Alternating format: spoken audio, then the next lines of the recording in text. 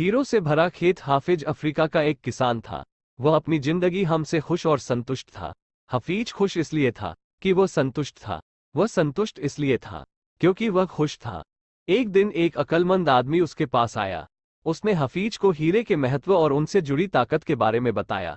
उसने हफीज से कहा, अगर तुम्हारे पास अंगूठे जितना भी बड़ा हीरा हो तो तुम पूरा शहर खरीद सकते हो। और अगर तुम्हारे पास मुट्ठी जितना बड़ा हीरा हो तो तुम अपने लिए शायद पूरा देश ही खरीद लो। वह अक्लमंद आदमी इतना कहकर चला गया। उस रात हाफिज सो नहीं सका। वह संतुष्ट हो चुका था, इसलिए उसकी खुशी भी खत्म हो चुकी थी। दूसरे दिन सुबह होते हफीज ने अपने खेतों को बेचने और अपने परिवार की देखभाल का इंतजाम किया और हीरा खोजने के लिए रवाना हो गया। वह हीरे की खोज में पूरे अफ्रीका में भटकता रहा, पर उन्हें पा नहीं सका। उसने उन्हें यूरोप में भी ढूंढा, पर वह उसे वहां भी नहीं मिले। स्पेन पहुंचते पहुंचते वह मानसिक, शारीरिक और आर्थिक स्तर पर पूरी तरह टूट चुका था। वह इतना मायूस हो चुका था कि उसे बार्सिलोना नदी में कूदकर खुदकुशी कर ली।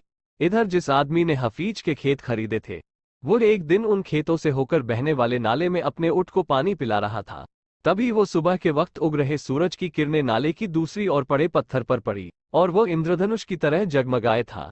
ये सोचकर कि वो पत्थर उसकी बैठक में अच्छा दिखेगा, उसने उसे उठाकर अपनी बैठक में सजा दिया। उसी दिन दोपहर में हफीज को हीरो के बारे में बताने वाला आदमी इस नए मालिक के पास आया। उसने उस जगमगाते हुए पत्थर को देखकर पूछा, क्या हाफिज लौटाया? नए मालिक ने जवाब दिया, नहीं। लेकिन आपने ये सवाल क्यों पूछा? अक्लमंद आदमी ने जवाब दिया, क्योंकि यह हीरा है, मैं उन्हें देखते ही पहचान जाता हूँ। मालिक ने कहा, नहीं, ये तो महज एक पत्थर है, मैंने इसे नाले के पास से उठाया है। आइए मैं आपको दिखाता हूँ। वहां पर ऐसे बहुत सारे पत्थर पड़े हुए हैं।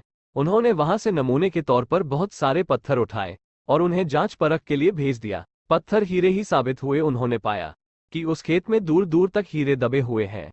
इस कहानी से हमें ये सीख मिलती है, एक जो हमारा नजरिया सही होता है तो हमें महसूस होता है कि हम हीरो से भरी हुई जमीन पर चल रहे हैं। मौका हमेशा हमारे पांव तले दबे हुए हैं। हमें उसकी तलाश में कहीं जाने की जरूरत नहीं है, हमें केवल उनको पहचान लेना है।